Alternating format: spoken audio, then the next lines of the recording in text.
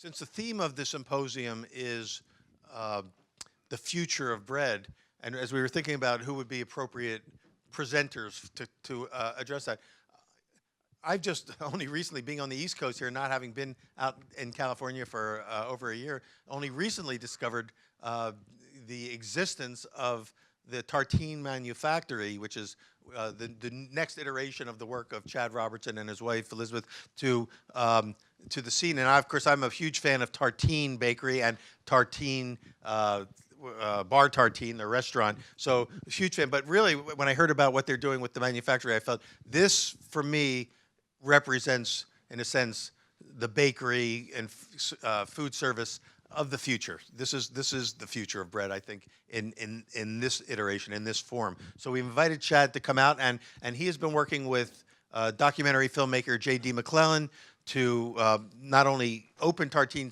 in San Francisco manufacturing, but now they're working on one in L.A. He'll talk all about that in a bit.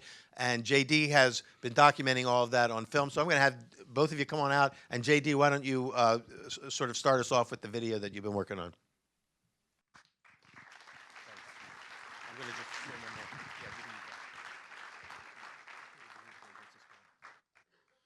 Yeah, Okay, so I had a different video to show, but my editors got a little carried away and made it 8 minutes long instead of 3. So I talked to Peter, and essentially everybody's going to get that emailed to them at some point, probably within the next week. So you'll have that to watch. Yeah. So it's essentially excerpts from the film at the manufactory during the creation, building of the manufactory, and a lot of the concepts that Chad was going through at that time.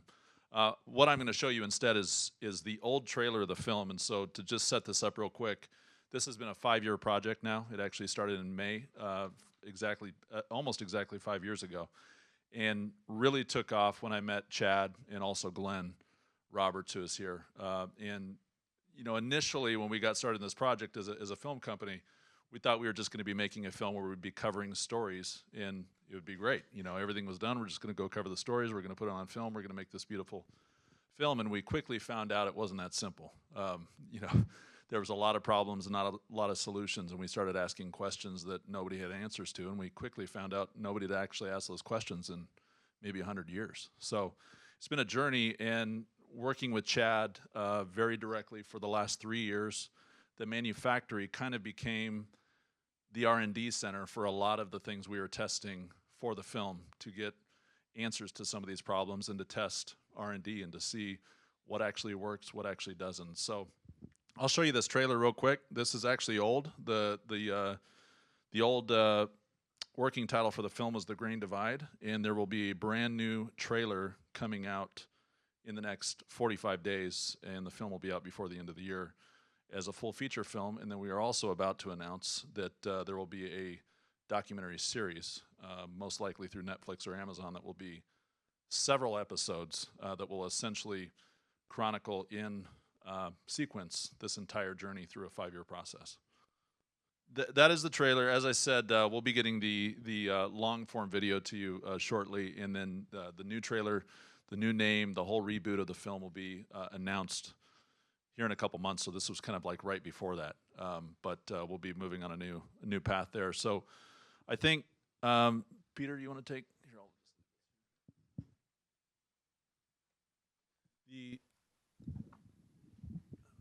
here? As I mentioned, you know, this project kind of took a major turn.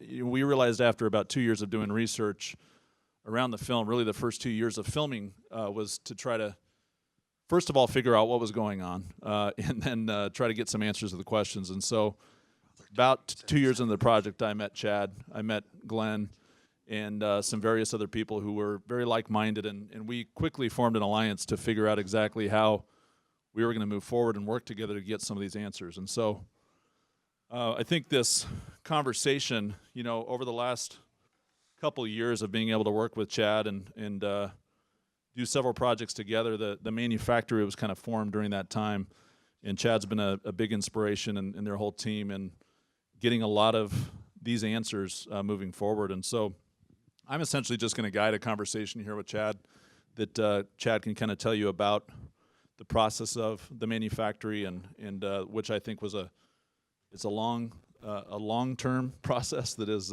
still in motion. But let's start with Chad. You know, you mentioned a while back, you told me that, you know, when you started culinary school, you were actually studying as a savory chef until you discovered bread. Yeah, so I went to culinary school out of high school, and I wanted to be a chef, so I figured if I learned how to cook, I could get a job anywhere in the world, and it's pretty much worked out that way.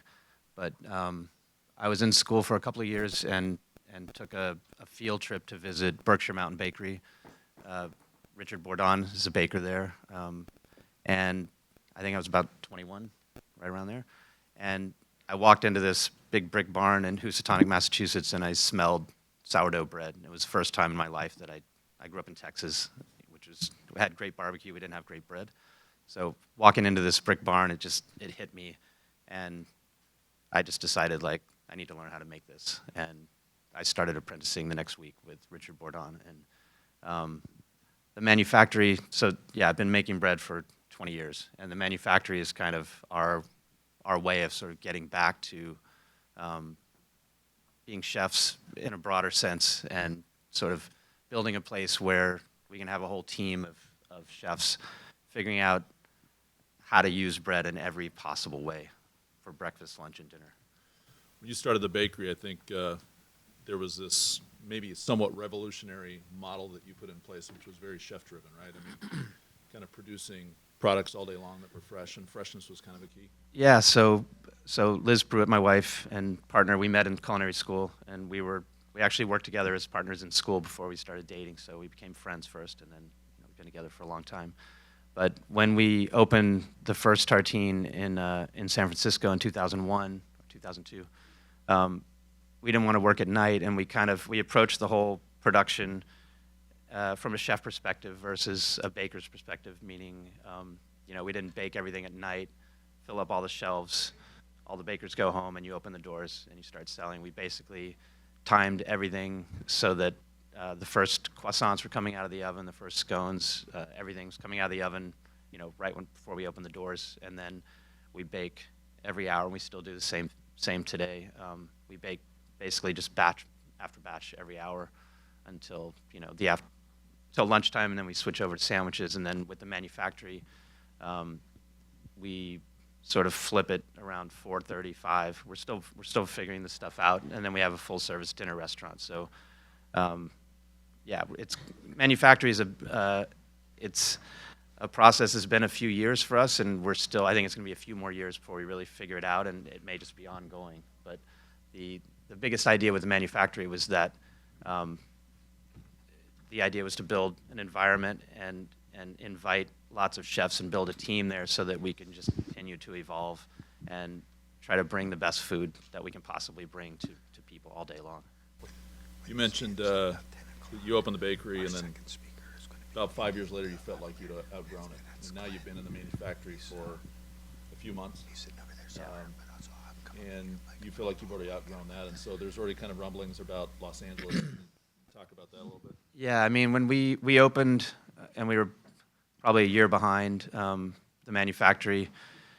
After the first, we planned to open for breakfast and lunch, and obviously making bread, or bakery and ice cream, and we were going to hold off dinner for the first 6 weeks, just so we could try to get breakfast and lunch working the way we want. We found out after 3 days that we didn't have enough space for the food to do dinner. So then we started looking for a commissary. We found a place across the street.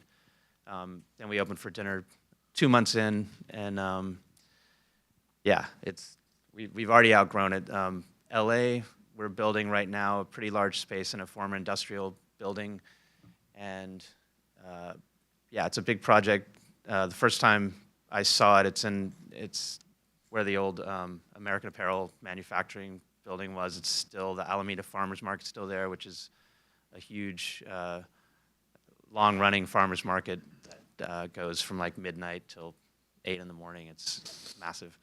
But basically, when I was first shown the project in LA, it was so big, I was like, wanted to run away from it, and then I thought, you know, actually, if I can invite some chef friends like Chris Bianco and some other people that we're working with, we could tackle this thing and do something really special together. So for me, LA and kind of everything we're doing going forward, I'm looking at as an opportunity to collaborate with other chefs and bakers and people that I really admire to help us do something better.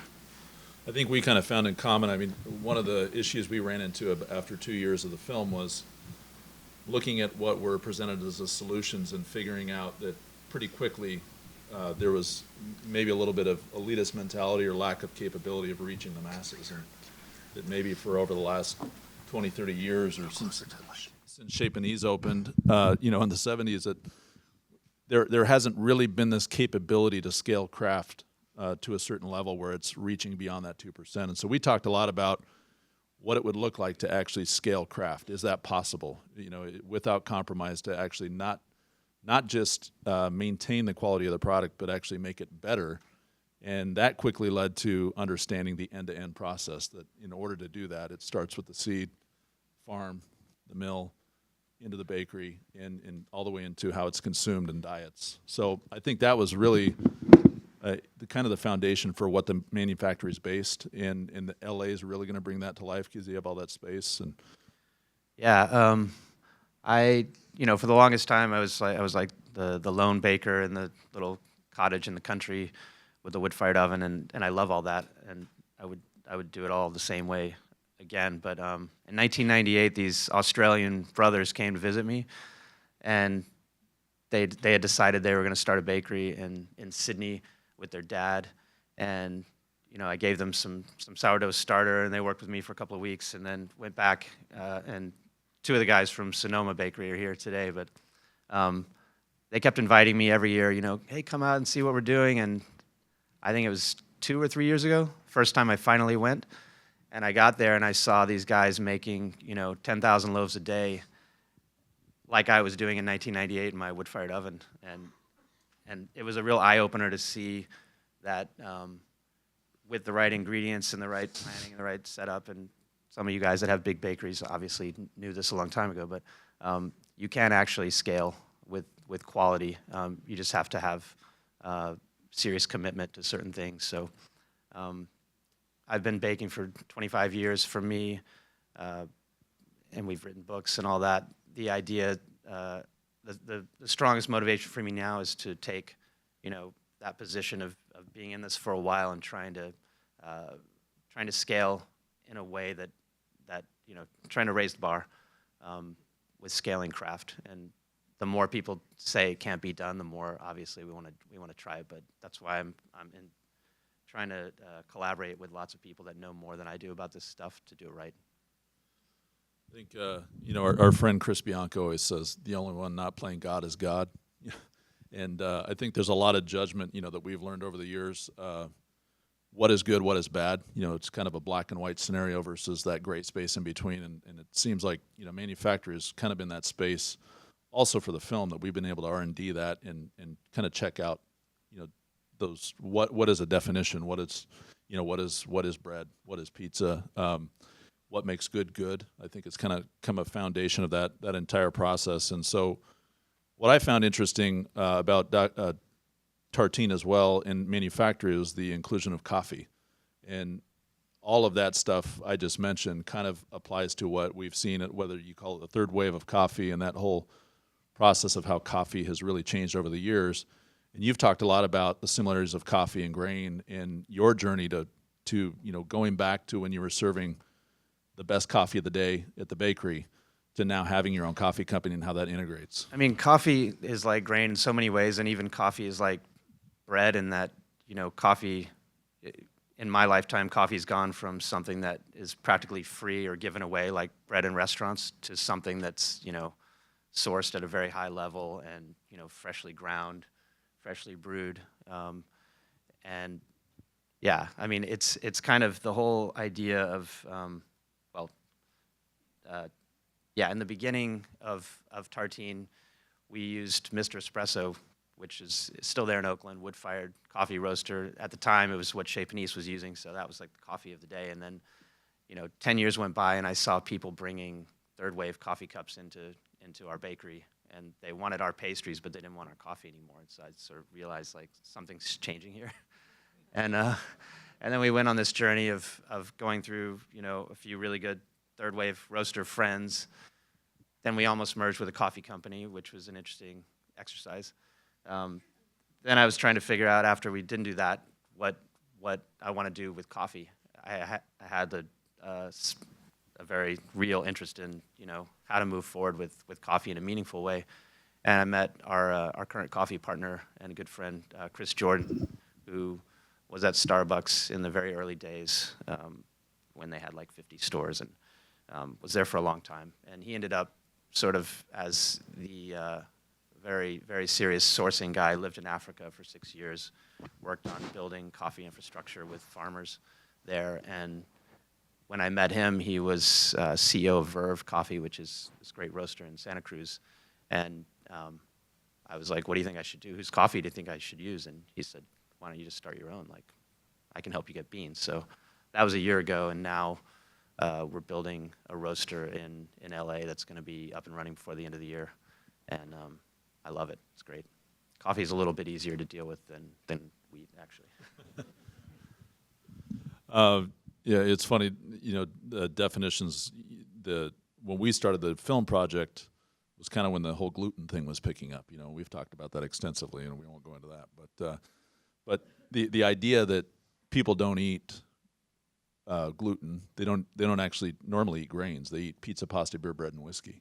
And so I kind of call them the pillars of grain, and that's essentially what people eat. And the definitions of those foods have been so bastardized over time. So we did this exercise in the film where we went and asked people, what is pizza?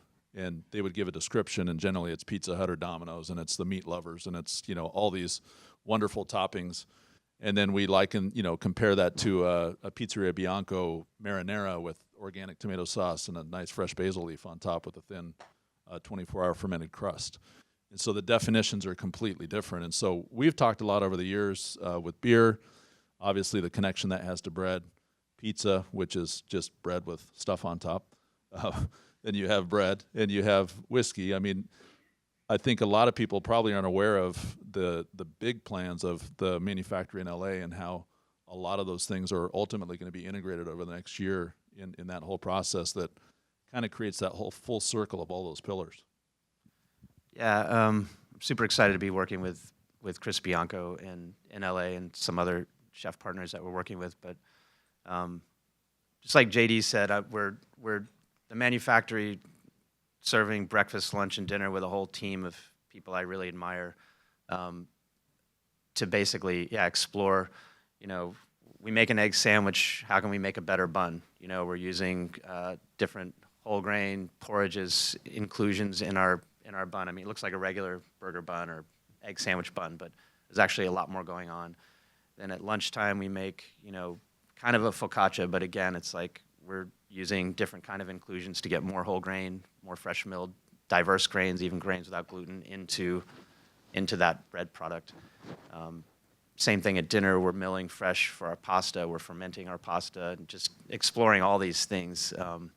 And that's kind of the idea with the manufactory, is to make, obviously it has to be a business, so we're still figuring that part out too, but it's kind of a forum for a team of chefs, and including chefs that don't necessarily work for us, but like next week we have a good friend from New York City who's coming in, and he's basically we're doing like a takeover of the manufactory. So he's designing the sandwiches, he's designing lunch and desserts and our ice cream, and our whole team's just going to basically execute what he wants to do. So that's a big part of the program too, is just inviting people that inspire us from around the world to come in and play around in our world and try to push everything forward.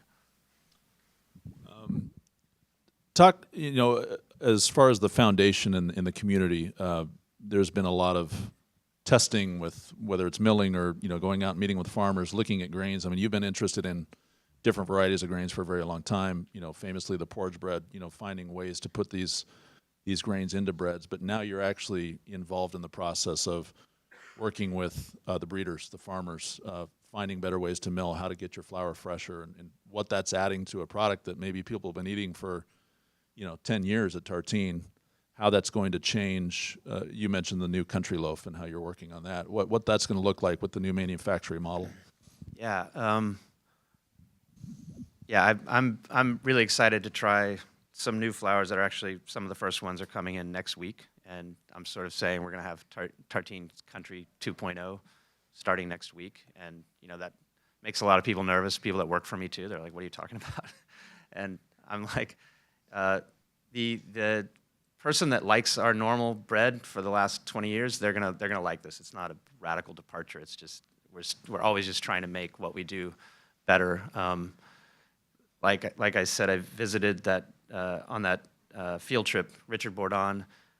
It changed my life. I decided I wanted to make bread, and Richard tells the story of when he was a young man studying the French horn at the Royal Conservatory in Copenhagen, Denmark. He went to a bakery in the Netherlands, Manna it was called, back in the 70s, and had his first natural leaven bread and dropped the French horn and decided to become a baker. So it's just like a full circle thing. But after I worked for Richard, I wanted to go learn from his mentor because I had heard about this guy, Patrick Laporte, in Savoie, that was baking in a wood-fired oven with natural leaven, fresh milled, you know, organic, lots of whole grain. And this was in like 95. And I went to visit this guy. He gave us a place to live. And in 95, in the country in France, he was using einkorn or petit épaule, which was a small spelt, the one that they used in France. And he was using kamut. He was using all these grains, and that was the first time I saw this stuff. And oddly enough, like now, I mean, my favorite grain that JD helped me source is an einkorn that's being grown in North Dakota, and it's like, yeah, full circle. You know, talking about scaling, so it's going back, you know, scaling without compromise. We've talked a lot about technology. You've been testing, you know, figuring out the milling thing. Obviously, you know, the freshness of the flour is something you've always liked, but also what makes sense, you know, in a lot of times people rush to, hey, this is the best way to do it, but you've got this new tabletop mill you've been testing, but you're also partnering with millers to get fresher flour and higher quality, and acknowledging that community that it requires to do things in a proper way, but also in a realistic way. Yeah, I mean, I started, the guys that taught me, they were all milling. In the case of like Dave Miller, who was the second baker I worked for, he was milling everything fresh, and you know, it's amazing. And in the case of Richard, he was milling some of his stuff. He was milling his whole rye, you know, every week. And when I met you, I was really trying to figure out like what kind of milling I wanted to do. I've definitely decided I want to get back to using really fresh milled stuff after eating like lots of grains from Glenn. You know, it's just you can't. There's no other way to get that flavor besides milling fresh. But I felt like I wanted to figure out, you know, what's the best way for me to do this. So, of course, I bought a giant mill. It's a 1.5 meter stone mill that I thought 3 years ago, I think I bought it. I thought that was going to be the thing to do. It's still in the crate. I'm not sure what I'm going to do with it, but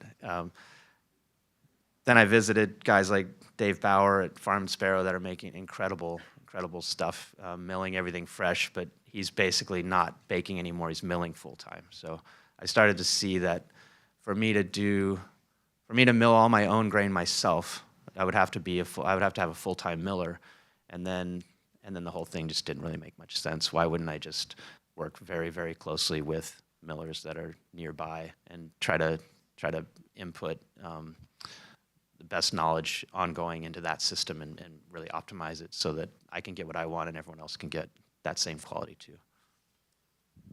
You've also implemented a little bit of fresh milling for the pastas, so identifying some of those things that you can do on a small scale that makes sense with a tabletop space that isn't taking a bunch of footprint, but you're still getting some of that flavor pop and then integrating that as kind of a hybrid model, right? Yeah, well, that's the other side of it of, you know, being a baker and a chef. That's the other side of, you know, making fresh pasta daily for the restaurant. It's easy enough for us to mill, you know, 5 kilos of grain and then go straight into the extruder and make some really great pasta with a little bit of natural leaven in it, so that, with extruded pasta, it's 50% hydration, so it's super dry.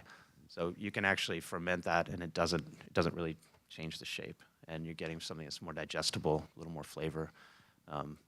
But yeah, it's nice to be able to play with as a baker and as a chef, because like JD said, it's pizza, pasta, pastry, beer. It's like all these things. Now we're also getting into brewing with some other brewers, because we're really just trying to figure out like all these different ways to utilize grain and push it forward. I think you told me a while back that the books that you've written over the years have always been kind of an exercise for innovation within your team. And it seems like that same element is kind of transferring into the manufactory, where you've got the coffee now, you're working on the beer, the ice cream is another thing, but it all kind of follows the same process of trying to control more end-to-end, innovate a little bit, push the limits, but always ensuring that no compromise in the end product. Yeah, I mean that's always a challenge when you're around for a long time doing the same thing. Is either I get lazy or complacent, or your team gets bored. And so the way I've chosen to sort of deal with that is just to keep trying to innovate, keep trying to make things better, obviously, and ultimately putting all this stuff in books. So once you put everything you've learned into a book and put it out there, you're kind of forced to move on to the next thing, because it's all out there. So that's an ongoing process. We're doing a manufacturing book now. We certainly haven't figured everything out, but what we have figured out, we're going to put that into a book and just keep going. A lot like the modernist cuisine guys. I mean, that's what I respect so much about them, is they just keep asking. They keep asking themselves questions, and they never really stop. Never stop learning. I think that's the key thing we've learned, working together, and whether it's the film or manufacturing, a lot of the projects we've worked on to R&D is, it really never ends. Ultimately, a lot of times people want an answer. They want black or white. What's good, stone mill or roller mill? Well, maybe both. How do you use them? You can ruin flour on a stone mill. You can ruin flour on a roller mill. There's a lot less about the tools, but more how you use them. And ultimately, I think, as we looked at what the solutions might be, and we've talked about this a lot, that the immediate reaction a lot of times is to want to go back in time. I think, what is the solution to industrialization of the Green Revolution? Well, let's go back and do everything they were doing before that. Well, ultimately, what we found out as we kind of went down that path initially, and I think that's kind of when you bought your mill, was, hey, let's just go do all this stuff. What we really wanted was the targets, the goals of what food was back then, the culture, the search for flavor and nutrition, all of that, but also the culture of enjoying the food together. And I think we've come to a place to try to find a new direction of how that all comes together, realizing that especially in grain, it requires community. It requires a farmer, it requires a seedsman, it requires a miller, it requires all these different pieces. And I think that's the beautiful thing about manufactory over the last several months, is for the first time we've been able to kind of put all of these ideas in an environment where they can be tested. And I think you have a lot of plans to continue pushing the limits with that and testing technology. I mean, you've got new mixers, you've got the new oven and all that stuff as well. Yeah, I think when I first met you, I was asking myself a lot of questions about milling, because when I first started apprenticing, learn how to make bread, it was stone mills, and I still love them. But I had this idea in my head that the roller mill was just a machine that could be used for good or evil, and people had sort of chosen to use it for evil. And JD was like, well, at the bread lab they have every kind of mill. They have stone mill, they have hammer mill, they have roller mill, everything. So that's the first trip I went there, was to basically figure that out. And another thing JD always says is, everyone, including me, is always looking for the silver bullet, answer to everything, and of course, never is, almost never. The milling question was way more complicated than just what kind of mill. It ends up being a combination of a lot of different things. But again, whatever we think we've learned now, and we've learned some great things, I'm sure over the next 5 years, we're going to learn a lot of new stuff. I think that was the key too. Is initially it seemed really easy, and that was the film. And even when we were talking, like, there was the answers out there. Oh, you just do this now, and everything's better. But then when we started doing that and trying to scale that to a certain level, you realize really quickly maybe that's not the answer. And so, I think the important part is to start at a good position of understanding where, like Chris Bianco always says, the unintentional sins of our fathers. You know, what did they think they were doing? What did they end up doing? How can we recognize how things changed for the worse and then fix that problem? And I think that's really what manufacturing is all about, and that's essentially what this whole journey has been about, of trying to figure out what that means. I'm going to jump in here at this point and encourage you to start thinking about questions. We're going to leave a little bit of more time today for Q&A for both of these gentlemen, because you know, what we're really talking about, I think, is visionary work, and I think the whole theme of the symposium has been about visionary thinking and trying to think outside the frames and the boxes that we've been customarily used to thinking in. And so I'll get the ball rolling with just a question, and then we'll see if any of you want to start to pose some questions. I'll bring the mic to you as we did yesterday, okay? So as you've been describing the journey, and even the idea that you're on a journey, which implies that it's still a lot of learning going on, a lot of unfolding and self-discovery going on.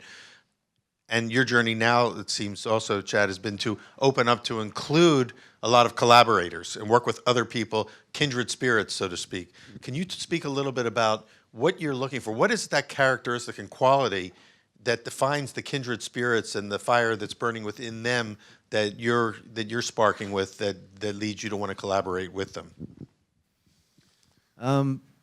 It's probably difficult to pin down, but I can sort of say how it works in my head. You know, most, like, bakeries are kind of like, you know, say Guerrero, our original bakery. It's a corner bakery. It's kind of the hub of the neighborhood, one of the hubs of the neighborhood. And you know, people come to a bakery and they want the same thing every day. And I understand that. And obviously, as bakers, we're always trying to be super consistent and produce everything, you know, at a very high level all the time. It was maybe 6 or 7 years ago when I don't know, there was a wave of really creative stuff happening in the chef community, not so much the baking community, but and I've always been friends. I've remained friends with tons of chefs all over, and for our book number 3, that was kind of me throwing a ton of ideas at the wall and seeing what stuck. I planned a trip to Copenhagen to explore grains. Basically, the first bread book that I did was kind of everything I had. There was no more story to tell, and I really enjoyed making the book with my team, and it was a learning experience for me as much as everyone else. And so I wanted to do another one, but I didn't really have any story. So the idea was just go on an adventure and meet people and try to learn stuff. So I went to Copenhagen, and Glenn introduced me to this guy, Anders Borgen, who's a wheat breeder. That was the moment when I went there was sort of the time, I don't know, his life's work. He was starting to bring all these Nordic wheats back into production, and they were starting to use them. So it was a really fortuitous time that I ended up there, and all these guys just blew my mind. And I met Klaus Meyer, and then everything that was happening at Noma, and guys at Relay, and I sort of came back with this super inspiration to explore and bring back more grains, and you know, Dan Barber mentioned it in the trailer. It was this thing where, you know, it's happened in Mark Vetri too. It's happened with produce and with meat and with all these other ingredients, but when I was first coming into baking, it was like, you know, white flour and wheat flour.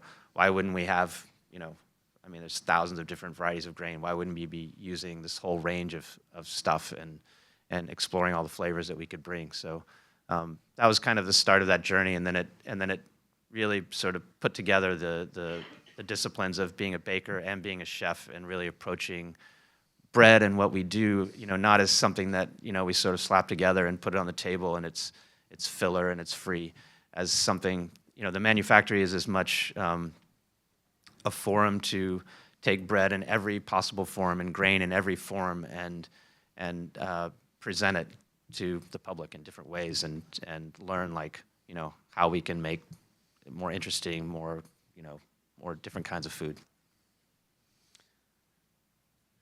So I'm going to start to open the floor to some questions from you all. If there's anybody that has, of course, I've got tons of questions, but I want to let you get yours in. So we're going to get the ball rolling over here.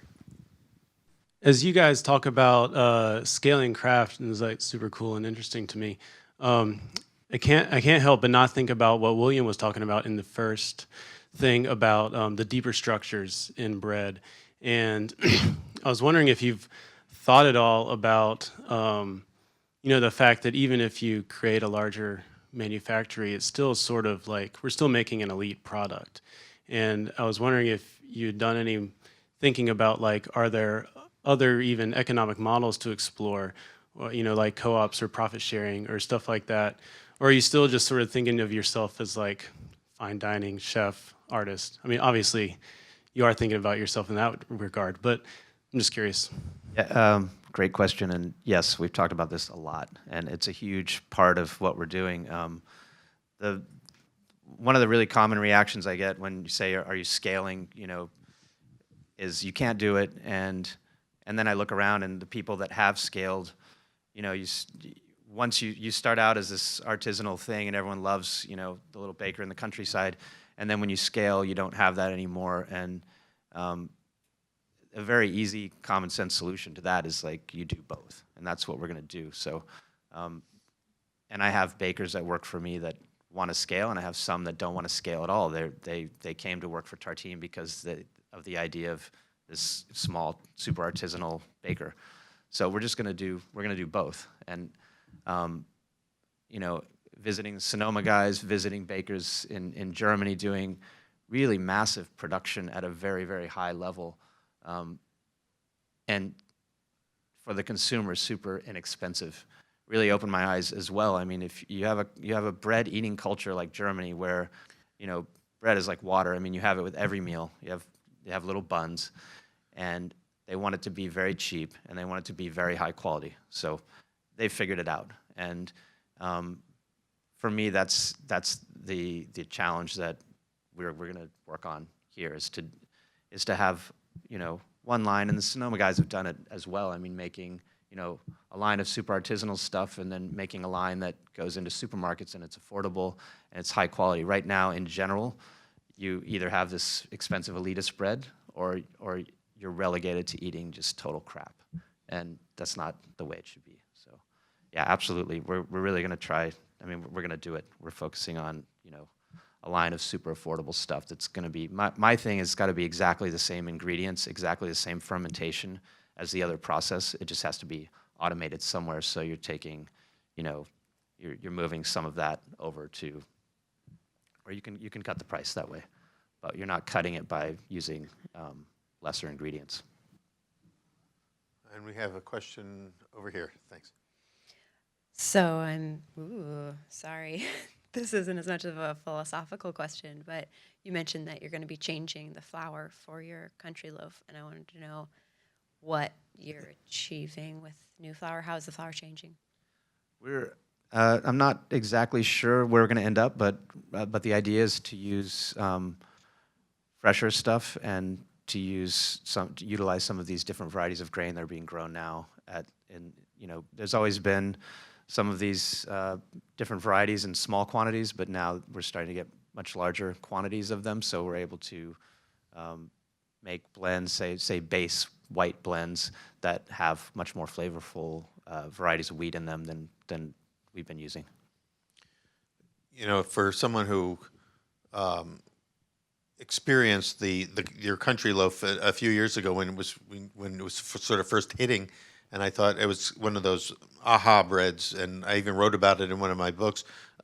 It was so good that you start to ask yourself, how can it get any better than this?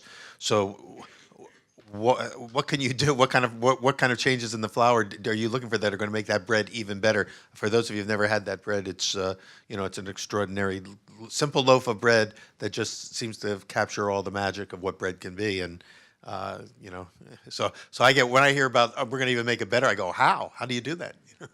Very, very kind words. Thank you. It's kind of like William was saying yesterday. It's a little bit playing with the cuffs. So I really mean it when I say anyone that likes the country loaf now is going to like it, but the people that really, I think, that are really obsessing over it are going to notice just more flavor. I mean, but that said, I mean, as we all know, as anyone who's baking bread, the country loaf is not always, it goes up and down, and you know, one day a week maybe it's where I want it to be. The rest of the time it's good, but it's not there. So I'm just always trying to get more in that zone, you know. Well, I remember interviewing Eric Wolfinger, who was baking with you at the time, and he told me that only a few of the bakers in the shop really were able to handle that dough. It took special touch and train. So which leads to the question in terms of scaling is how are you going to train the next generation of bakers who are out there when you're not there making the loaf or watching over them to be able to hit those standards? Have you given some thought to that regime? Lots of thought, you know. I mean, when I first learned to work with wet dough, as Richard Bourdon was making really wet doughs, and that was pretty unusual at the time in the early 90s. Now, it was a big issue then. There were people that really had a hard time learning how to work with that dough. Now, it's kind of, a lot of people know how to work with it. So the bigger issue now is if you're working with natural leaven, which we are, as any of you know that are also, is just, you know, making a sourdough and keeping it in a jar is one thing. Ours, you know, gets fed multiple times per day, and there's a small window where it's really working the way we want it to. And then once you mix your dough, you've got, you know, 24 or 36 or whatever hours until you really know what's going to happen. And that's the bigger question, is how to maintain different stages of fermentation. That's what we're kind of working on now. In the manufactory, in the original bakery, our temperature control was, you know, opening the windows and doors, and I did that for many, many years. Then with the manufactory, we built climate-controlled rooms, which I thought was going to be, you know, solve all my problems, and actually created more problems. We could control everything that we used to take for granted, and then it was just a big disaster because we had too much power, you know, over what was happening. We've learned a lot in 8 months, and so, yeah, I mean, that's kind of that's an ongoing process. I said, Wolfgang, you had a question. If anyone on this side has a question, I'll bring the mic ahead. I want to say something about the difference between German bakers and bakers in America. I always thought our bakers were very good. I do not think it now. Because I showed in my speech pictures when I started to bake bread, 100% rye bread and so on, in 77 and 78. After some years, the organic bakers in Germany were very good. Then they began to scale up. They grew, were bigger and bigger, and the quality went down. I'm sure you will do it better. So some years ago, I was disappointed every year, more and more. And some years ago, I started again to bake the bread myself, because I was so disappointed about the quality the German bakers deliver. But last January, Mike Sokowski visited us, together with Magnus from New York, and what they did was amazing. I could not believe that an American baker could make breads like they did. Yeah. So then more and more bakers came to us, including Pablo, who worked in LA for 1 year, and I learned your bakers, your artisan bakers, are on a very high quality and better than most bakers in Germany I know. That's what I want to say.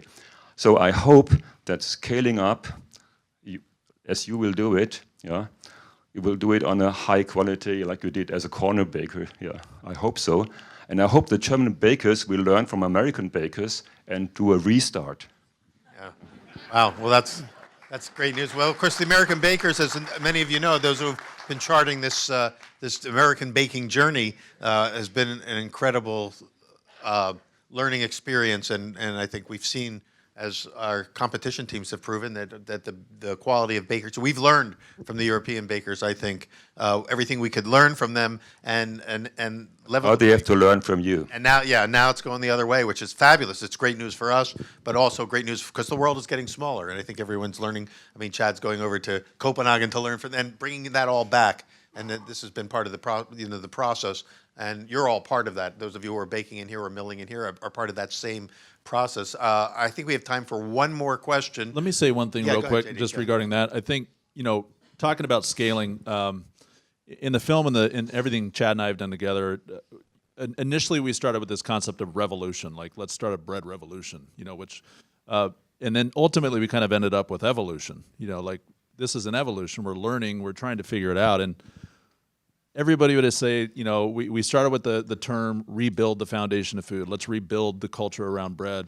And now we're saying, well, maybe we can build the ideal grain culture and food culture for the first time, because we have technology now. We have machines that can make a really interesting equipment with CNC machines. We have nutritional information, all these things. And so I think when we talk about scaling, and Chad talks about scaling within the manufactory, we actually generally say, well, what if we can scale and actually make the product better? What if scaling is possible, but actually making a more improved product with all of this information, technology, but renewing those targets of old. So, and then Chad always says, when you get to that point and you realize it's starting to go downhill, that's where you stop.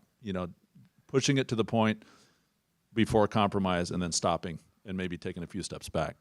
It's great that you're, to even ask the question, finding the right questions to ask seems to be the beginning of that process. Okay, one last question. Okay, go ahead. Hi, thanks. I'm wondering if you've considered at all, instead of trying to scale and make it less expensive, working on the root causes that need people to buy cheap food. Because I wonder if we need to change the paradigm, and if you've considered that, whether real food costs real money, and that maybe people in America need to be able to make more money so they can afford to eat real food. So have you considered that perspective?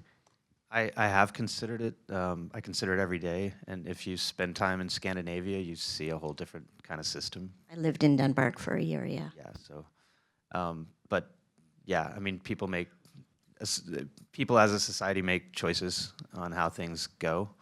So I'm kind of working within what we have. And when I say cheaper, I don't mean a loaf of bread's going to cost 50 cents. It might cost $4 instead of $8. So again, yeah, I'm with you, but I'm kind of trying to work with what we've got. Well, and on that point too, I think I agree 100%. I think part of what I'm trying to do with the film and why this has taken 5 years is trying to articulate value in real food. And if people can understand the story and what it takes to create and why it's a better food, what makes good is the question, and how do you explain that? In getting people to readjust their priorities, because one of the things I hear all the time is, well, nobody has time to cook anymore in our modern world. Well, we have more time than we've ever had in history because of technology and communication devices and email and all these things.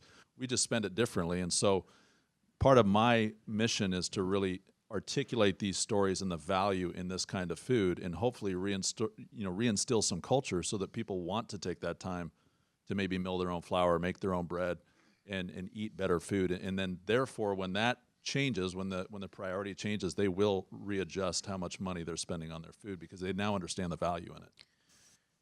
And we're hoping through the WUVA app that you all have, that we'll be able to announce soon when the series will begin.